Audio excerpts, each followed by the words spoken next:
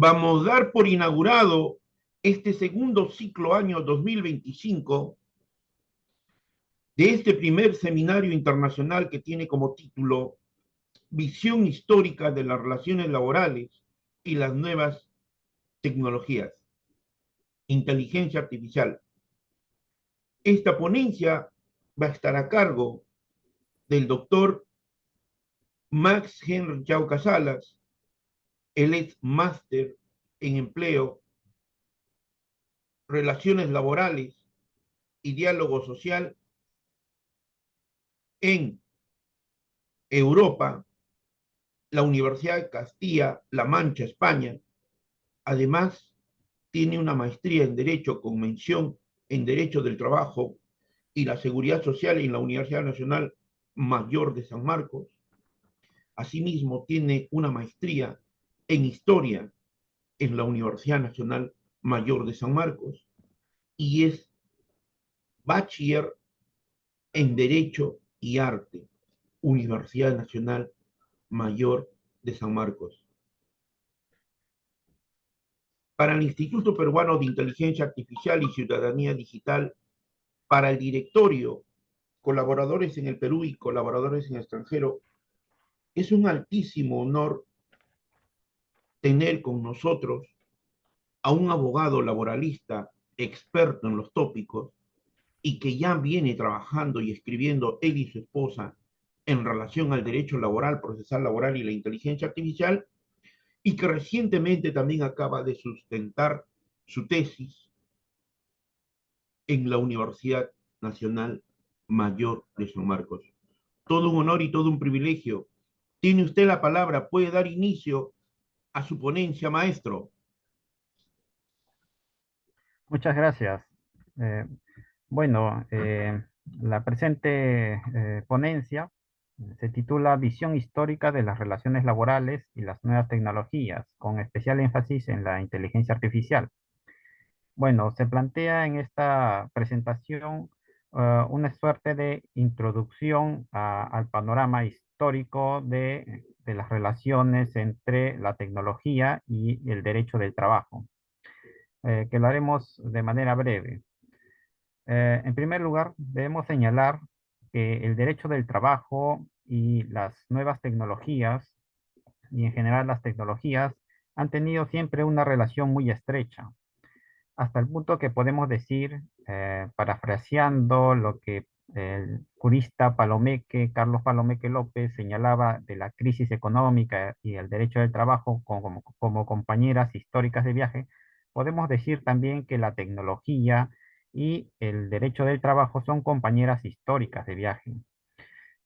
También podemos señalar que el propio derecho del trabajo se inició con el avance tecnológico, con la primera revolución o con las primeras revoluciones industriales, ya en el siglo XVIII, siglo XIX.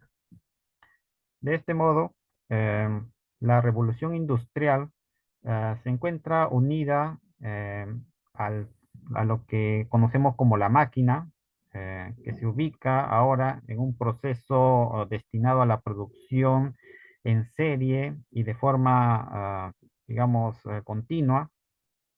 Nos ubicamos en la primera revolución industrial que podemos datarla desde mediados del siglo XVIII hasta fines del siglo XIX, eh, que se va a caracterizar por la introducción de dos principales avances tecnológicos: la máquina de vapor, inventado por James Watt, y la segunda es la introducción del ferrocarril.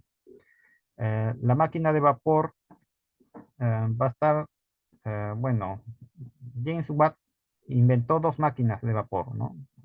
La primera es solamente un avance de una máquina de vapor hidráulico que ya, digamos, existía antes de esta era, de la primera revolución. Eh, pero su segundo invento, que se denomina como la máquina de doble o de acción doble, que permite la distribución del vapor en los dos lados del cilindro, va a resultar, como señala el propio Karl Marx, en lo que el motor principal de la industria en general.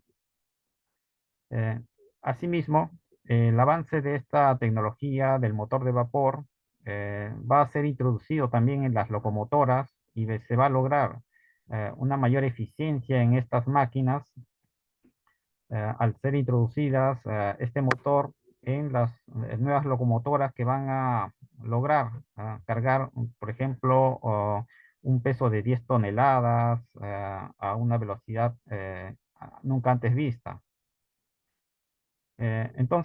La primera idea de aplicar la máquina de vapor a la locomoción de carros con ruedas provino de Robinson de Glasgow en 1759, pero luego fue desarrollado por Watts en 1786 y continuada por Oliver Evans en Norteamérica. Sin embargo, eh, señala el propio Karl Marx que solo en 1802 los ingleses Trevithick y Vivian construyeron una locomotora a la velocidad de 5 millas inglesas la hora. Eh, Durante este periodo de la primera revolución industrial, se va a caracterizar también por la aparición de trabajadores en las fábricas con condiciones sumamente precarias, salarios diminutos, inexistencia de organizaciones de trabajadores, asimismo un fuerte desempleo que va a generar también lo que se ha denominado los destructores de máquinas o estos grupos que van a aparecer a lo largo del siglo XIX, eh, en donde la principal reacción de de estas organizaciones, incluso de trabajadores y desempleados, su primera reacción va a ser contra las máquinas, ¿no? Destruir las máquinas que, según estos trabajadores, iban a suplantar el futuro de los empleos, ¿no? Entonces surge así la leyenda de Ned Ludd, por ejemplo. No se sabe actualmente quién es Ned Ludd. La historia señala dos posibles orígenes del Ned Ludd. Un primer origen se señala que fue un trabajador textil que debido a la explotación del patrón lo que hizo como reacción fue destruir una máquina textil. Otra versión se señala, bueno, entre las principales, ¿no? Otra versión se señala que se trató del hijo de un obrero textil que estaba siendo educado por el padre para manejar una máquina. Sin embargo, por la dificultad o por, digamos, eh, este hijo lo que hizo fue destruir la máquina hasta el punto de convertirla en una masa. Eh, Sea cual sea el origen de Ned Lutz, lo que sí quedó en la cultura popular fue que cada vez que se reaccionaba ante unas máquinas, cada vez que se destruía una máquina de las fábricas, popularmente la gente señalaba que Ned Lutz lo hizo. Entonces así se surgió la figura de Ned Lutz, que luego también fue conocido como Rey Lutz o Capitán Lutz. Surgió así el movimiento de los luditas en el siglo XIX, en Nottingham, principalmente en Inglaterra, compuesto principalmente por obreros de medias y encajes, así como de artesanos textiles que protestaron normalmente contra el desempleo producido por la revolución industrial a través de la destrucción de estas máquinas de tejidos. Eh, ah, Podemos mencionar un libro muy interesante en este aspecto de Jones, Steve Jones de 2006, que se puede traducir el título de este libro como Contra-tecnología, desde los luditas hasta el neoludismo. Básicamente Jones lo que quiere demostrar aquí en este libro es que los luditas del siglo XIX no eran, digamos, como suele pensarse en ocasiones, que eran un grupo de gentes que les gustaba, digamos, la vida salvaje o la vida en donde no existan, digamos, ningún instrumento tecnológico. No, lo que pasa, señala Jones, es que se trató de incluso de trabajadores calificados que vieron una amenaza en la tecnología, que no solo del desplazamiento de sus puestos de trabajo, sino que también reaccionaron debido a que estas nuevas tecnologías que iban apareciendo realizaban un trabajo, digamos, no tan perfecto como lo hacían los artesanos, ¿no? Entonces disminuían la calidad, digamos, de los productos. Em, por lo tanto, esta obra de Jones me parece importante para poder, digamos, despejar las dudas que existen sobre el ludismo, ¿no? Y bueno, Jones también habla de que en el siglo XX y XXI existe también los neoluditas, ¿no?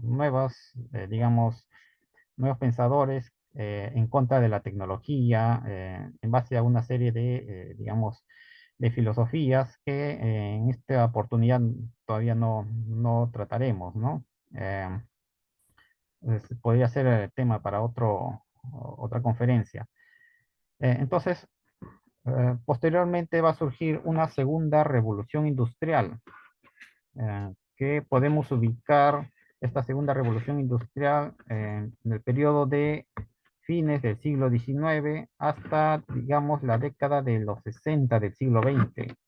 Se va a caracterizar sobre todo esta segunda revolución industrial por la introducción del uso de la electricidad, del uso masivo de la electricidad, y con ella toda esta producción en cadena y en masa que se van a encontrar en las grandes industrias, produciendo, digamos, una serie de objetos a escala, de forma seriada, eh, etcétera. Durante este periodo eh, podemos ubicar dos grandes sistemas productivos clásicos, básicamente desde mejor dicho, desde inicios del siglo XX, que son el Taylorismo y el Fordismo. El Taylorismo va a ser caracterizado como una técnica, digamos, devenida de la investigación científica de carácter positivista, en donde se va a dar prioridad al uso del tiempo en la producción, se va a eliminar los tiempos muertos, los tiempos inútiles, la pérdida de traslado de digamos, de un producto, etcétera. Sin embargo, como señala Carlos Aguirre, que es un sociólogo de la Universidad de la UNAM, eh, digamos, estas técnicas introducidas en las grandes empresas tiene por única finalidad digamos, acumulación de mayor plusvalía o mayor riqueza por parte del empresario, ¿no? Y en tanto que los trabajadores van a sentir una mayor presión, una mayor, digamos, afectación en su psicología, en su propio, digamos, esfuerzo físico, un mayor desgaste. eh, y esto también va a ocurrir, señala Aguirre, con el Fordismo, pero a diferencia del Taylorismo, el Fordismo va a utilizar una serie de técnicas y tecnologías más avanzadas, como es el caso de la cadena de montaje, que va a permitir ya que el trabajador no se desplace de un lugar a otro para realizar un producto, sino que este producto va a trasladarse por toda esta serie de grupos de trabajadores para finalmente realizar una producción mucho más rápida.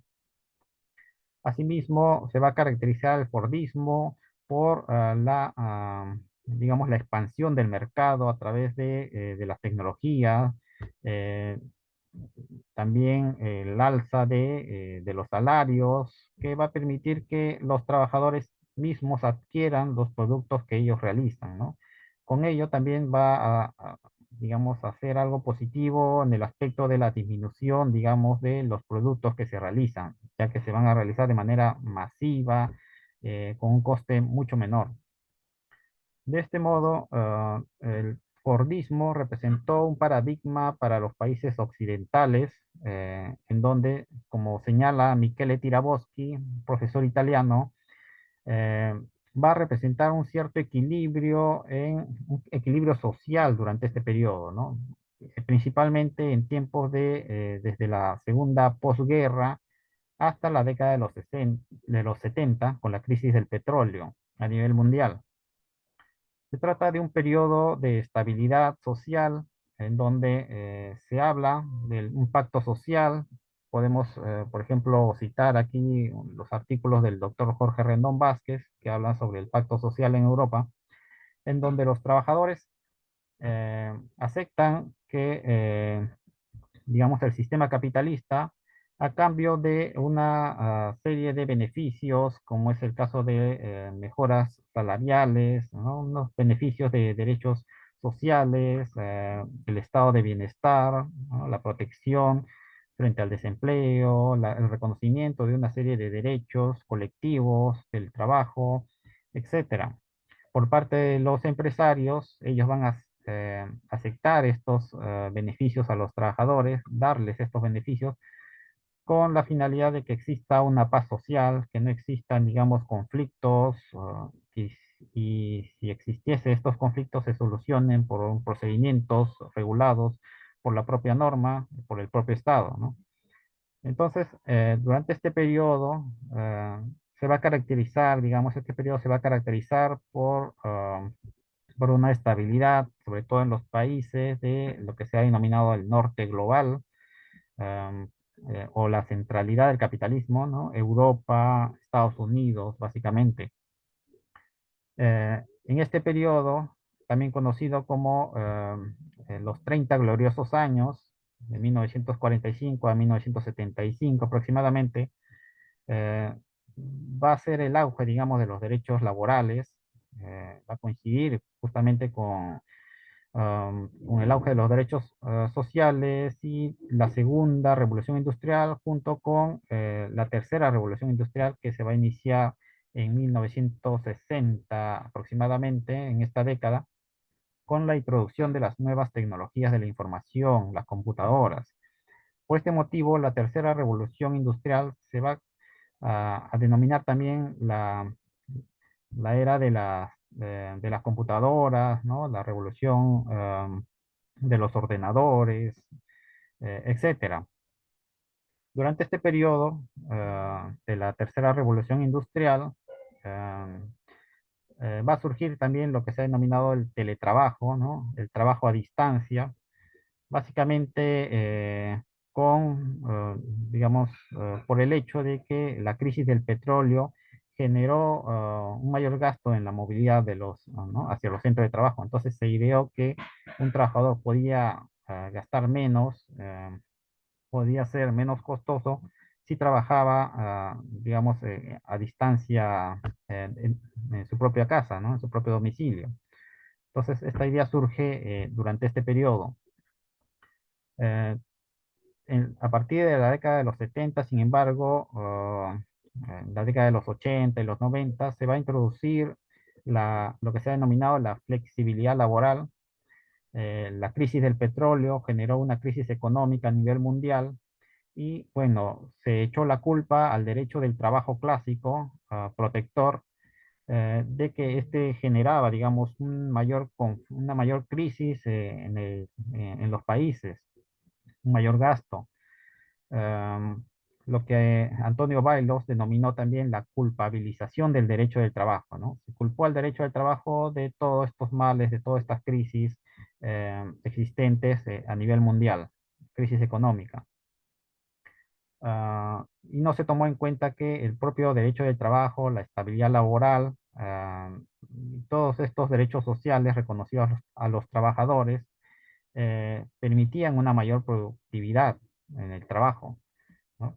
En cambio, flexibilizando las normas laborales, permitiendo una mayor posibilidad del despido de los trabajadores, todo lo contrario, incrementaba la crisis, ya que al existir una mayor posibilidad de despedir a los trabajadores, sea por una indemnización o por simplemente una escasa protección frente al despido arbitrario, lo que existía realmente era un mayor aumento del desempleo, ¿no? Entonces, más trabajadores eran despedidos de las empresas y cada vez menos trabajadores ingresaban a estas empresas, ¿no? A las nuevas empresas. Cada vez había más trabajadores, o mejor dicho, más desempleados. Esto generó también una suerte de crisis en diversos tipos, ¿no? Culturales, etcétera. Ah, entonces, nos encontramos que a fines del siglo XX, con la introducción de las políticas de flexibilidad laboral, también va a coincidir con la expansión de la economía, digamos, de la física, ¿no? O sea, la globalización económica. Y esto también va a coincidir con la introducción de nuevas tecnologías a partir ya, digamos, de fines del siglo XX y comienzos del siglo XXI. Estas nuevas tecnologías del siglo XXI han dado pie a que muchos autores, muchos pensadores señalen que existe una cuarta revolución industrial, o también denominado Industria 4.0, economía digital, ¿no? La era de la economía digital, etcétera. Por ejemplo, Klaus Schwab, como hemos mencionado en otras conferencias, tiene un libro denominado Cuarta Revolución Industrial y señala que esta nueva era tecnológica que surge en el siglo XXI justamente va a surgir por la aparición, digamos, de tecnologías sumamente novedosas, la integración de diversas áreas de conocimiento, como es el caso de las tecnologías del área de la biología, que se integran con las, digamos, la área de la ingeniería, la nanotecnología, etcétera, que va a desarrollar todo un conjunto de avances tecnológicos que se van a introducir a la fábrica y, digamos, que va a surgir una nueva forma de realizar productos.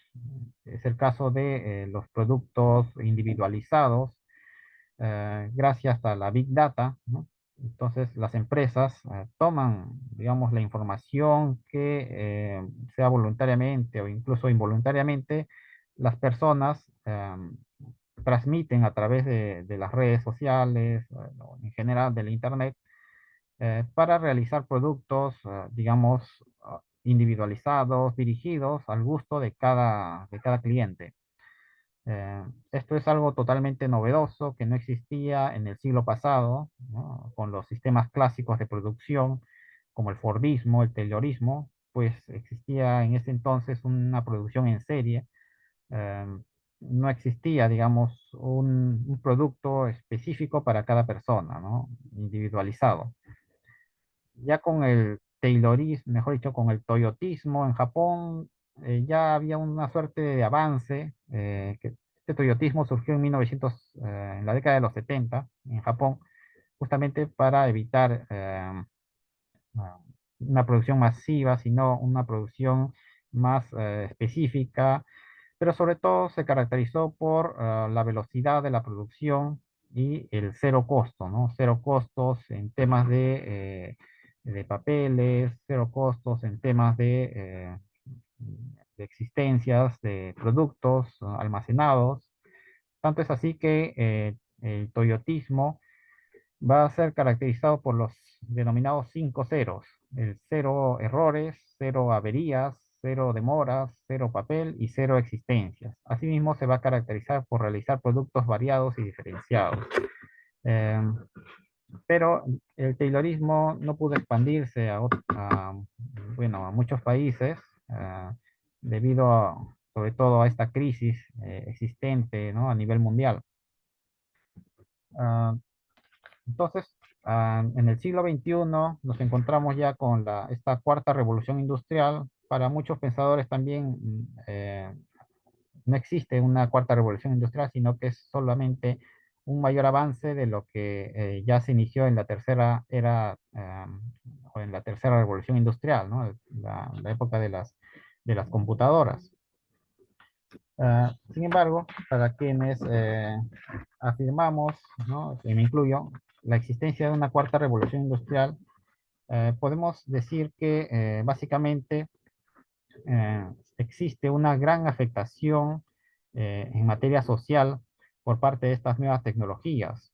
no solo en los países de la centralidad del capitalismo o en los países denominados del norte global, sino que esta afectación se va a expandir también a los países de la periferia del capitalismo o los países del sur global.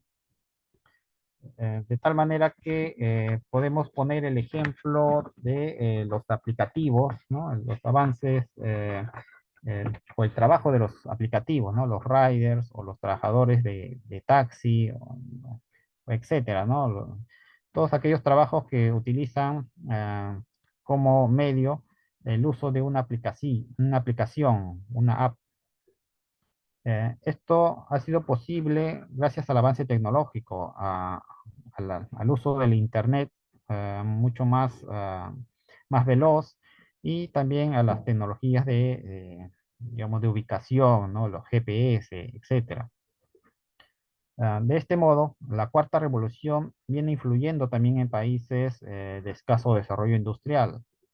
Es más, para poder elaborar un producto sumamente avanzado, sumamente, digamos, de un avance tecnológico mayor, se requiere previamente toda una serie digamos, de una materia prima, y esa materia prima, ¿de dónde se extrae? Justamente de los países del sur global. Así, por ejemplo, en China, tenemos una serie de trabajos de primera mano, de la extracción de minas, así también en América Latina. Eh, Incluso, ya adentrándonos en los productos más elaborados, también los países del sur global son sumamente afectados, ya que existe en estos países lo que se ha denominado un trabajo tercerizado, un trabajo devenido de la tercerización laboral, en donde trabajos sumamente precarios para el armado de estas tecnologías o diferentes productos. Es el caso, por ejemplo, del productos de Apple, que en 2013, por ejemplo, en el armado de estos productos en Foxconn, en China, eh, se vio que existía un trabajo sumamente precarizado, hasta el punto que los trabajadores que armaban estas nuevas tecnologías, muchos de ellos se suicidaban, ¿no? Entonces, esta revolución tecnológica va a influir, ¿no? A nivel mundial. Por ese, por este motivo, podemos denominar una nueva revolución tecnológica, una nueva revolución industrial a este periodo. Am, Ahora bien, las nuevas tecnologías que se van a producir en el siglo XXI, como hemos mencionado, la Big Data, el uso de lo que se ha denominado el Internet 2.0, ya no es el Internet unidireccional de la persona que solamente recibe información de Internet, sino que existe la posibilidad de una conversación, de unas conferencias en línea, como las que actualmente estamos viviendo o presenciando. Este uso de Internet 2.0 también se ha expandido con la aparición de la pandemia, ¿no? Del COVID-19, que muchos creyeron que esta suerte de teletrabajo se iba a quedar para siempre y que, digamos, va a ser el nuevo paradigma, pero ya vemos actualmente cómo se está nuevamente regresando a la presencialidad y en muchos casos de forma inexplicable cuando hay muchos trabajos que pueden ser, digamos, de manera, digamos, a distancia, ¿no? Eh, bueno, con respecto a la inteligencia artificial, actualmente va a existir una mayor influencia en las relaciones laborales también en diversos países. Así, el uso de los algoritmos van a permitir la selección de personal, va a permitir también el control de las funciones de los trabajadores, la evaluación y en algunos casos incluso la sanción de los trabajadores. El caso de los riders es un ejemplo que podemos tomar en donde el aplicativo, ¿no? Con esta alta tecnología permite Y ya no que el patrón esté, digamos, seleccionando personal, controlando, sancionando, sino que el propio aplicativo realiza todas estas, digamos, funciones previamente configuradas. Así, un trabajador, un repartidor que se demora en la entrega o que rechaza muchos pedidos, simplemente se le sanciona dándole una franja horaria con menor, con menor posibilidad de tener clientela, ¿no? Y a los trabajadores que realizan una función perfecta, entrega en tiempo rápido, se les premia, ¿no? Dando una mayor posibilidad de obtener mayores clientes en una franja horaria distinta. El caso de los trabajadores taxistas igualmente, ¿no? Hay sanciones por parte del aplicativo y por este motivo, entre otros, en muchos países también ha dado lugar a que tales trabajadores sean considerados como trabajadores propiamente y no como locadores de servicios u otras figuras del área civil. Entonces, el reconocimiento del derecho laboral para estos trabajadores por aplicativo y otros tipos de trabajadores surgidos con las nuevas tecnologías, como es el caso, por ejemplo, de quienes realizan contenido a través de YouTube u otras páginas por Internet. También en muchos casos tales, tales prestación de servicios o tal realización de un producto también podría ser considerado como un trabajo eventualmente. Entonces, aquí tenemos ya una serie de problemas que surgen con la industria 4.0, ¿no? Ese desvanecimiento en muchos casos de la aplicación del derecho del trabajo por no cumplir una serie de características clásicas que tenían los trabajadores.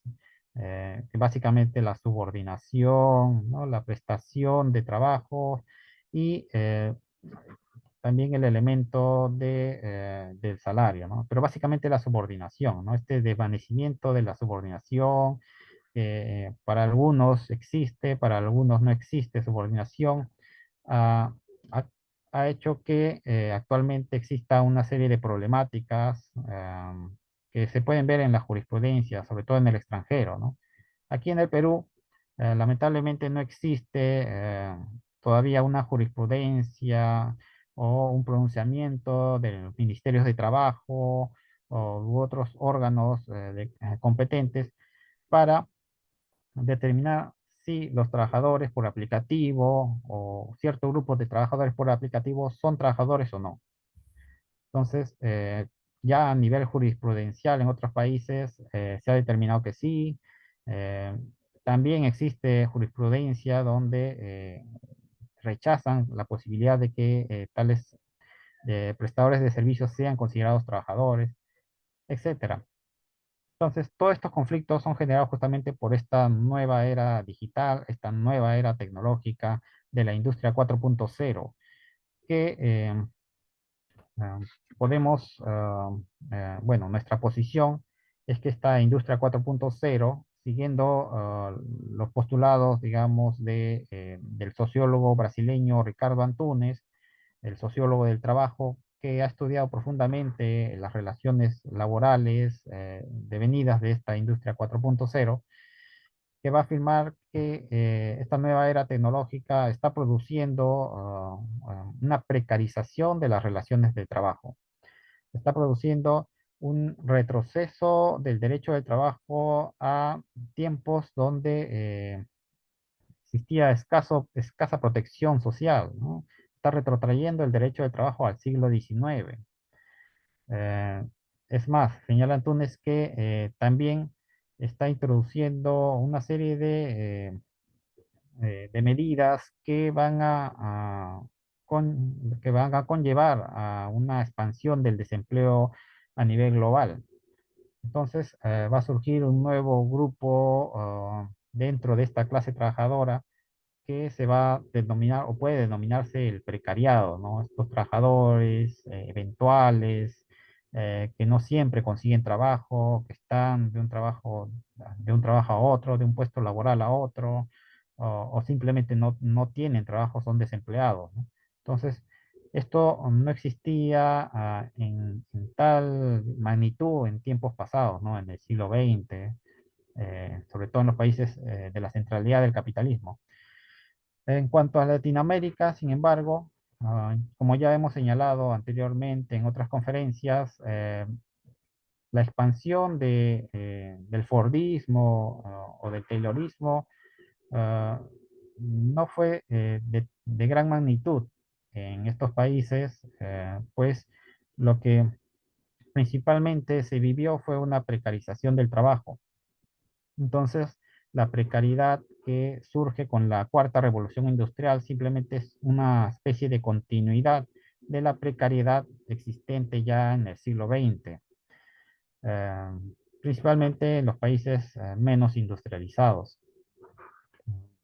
Entonces, señalan Túnez, por ejemplo, que en estos países de escaso desarrollo industrial no existió un, digamos, una aristocracia del trabajo, ¿no? No existió eh, estos grupos de trabajadores bien pagados, con grandes organizaciones sindicales, con protegidos por un estado de bienestar fuerte, es decir, protegidos en cuanto a su salud, en cuanto a sus pensiones, en cuanto a los accidentes que podrían eventualmente suceder en las fábricas, ¿no? Una protección total y un diálogo social entre los trabajadores y las empresas para expedir una serie de normas, ¿no? No, lo que sucede en América Latina es lamentablemente todo lo contrario, ¿no? Una reducción de los sindicatos, ¿no? Sin posibilidad de dialogar con los empleadores, a pesar de que se habla mucho del diálogo social, pero finalmente las normas que se expiden son de manera unilateral, ¿no? Dirigidas básicamente a la protección de los empleadores, eh, la protección social, ¿no? Eh, la seguridad social también fue escasa, eh, la protección frente a la salud de los trabajadores, la seguridad y salud en el trabajo también fue escasa en estos países, los derechos sociales en general no se lograron, digamos, de tal manera que siempre existió un conflicto con las empresas, conflictos que en muchos casos duraban muchos años. Entonces, existe una doble tendencia con respecto a la industria 4.0 en el siglo XXI. Un aumento de la precarización de las relaciones laborales, ¿no? Con esta disminución de los derechos sociales o este desvanecimiento de la protección de muchos trabajadores que son considerados simplemente bajo el manto del derecho civil o del derecho comercial y no del derecho laboral. También la expansión del desempleo, que es otro punto importante que lo vamos a tratar seguramente en una de estas conferencias eh, generados por la introducción de la industria 4.0, que ya en 2013 se expidió un artículo de Osborne y Richard eh, que señalaban un elevado reemplazo de puestos de trabajo por parte de las tecnologías, ¿no? Fue uno de los primeros artículos que dio esta alarma frente a un desempleo masivo que podía generarse con las innovaciones tecnológicas. Desde ese momento hasta la actualidad, muchas instituciones internacionales vienen expidiendo una serie de informes sobre las posibilidades del reemplazo de los puestos de trabajo por las nuevas tecnologías. Eh, los informes, por ejemplo, de la OCDE, los informes de la OIT, de la Organización Mundial de la Seguridad Social, ¿no? Muchos de ellos señalan que los trabajos que principalmente se van a desaparecer, perdón, la Organización Internacional de Seguridad Social, que van a señalar básicamente que muchos de los trabajos que van a desaparecer son los que principalmente se realizan de manera mecanizada, ah, y los que mayormente van a permanecer son aquellos que implican un trabajo de mayor reflexión, digamos, carentes de esta mecanización, ¿no? Manual. Actualmente ya vemos que trabajos como el de un conductor de camión viene siendo reemplazado por estas nuevas inteligencia artificial en Estados Unidos, ¿no? Ah, pero en muchos casos simplemente se trata del ocultamiento del trabajo formal, eh, como es el caso de los trabajos que se realizan por parte de Amazon.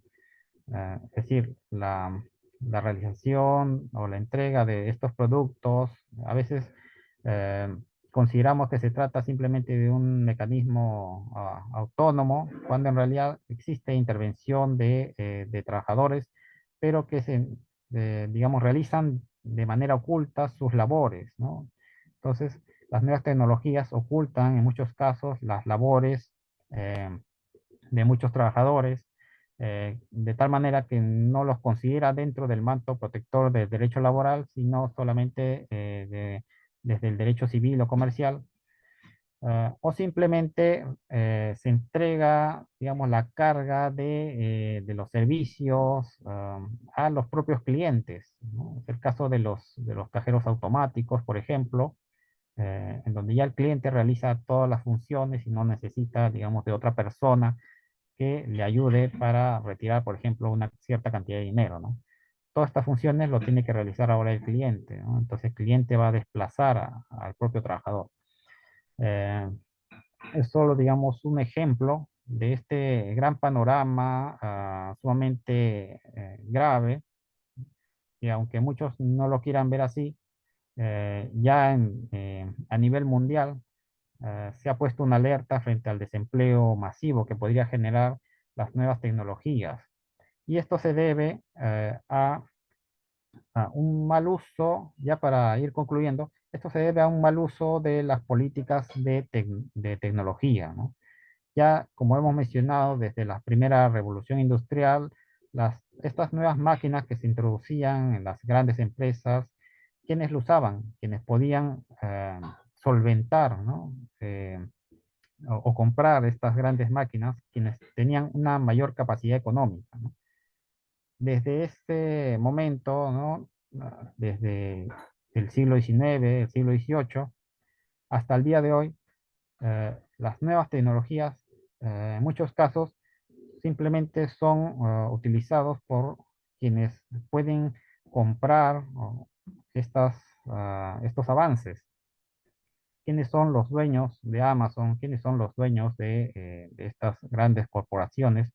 Son multimillonarios que finalmente no tienen, en gran parte de los casos, una idea de la afectación que podía generar estas grandes tecnologías, la afectación al empleo, la afectación social en general. Entonces, sigue habiendo una política tecnológica dirigida a favorecer a estas grandes industrias en detrimento de los derechos sociales de las grandes mayorías, ¿no?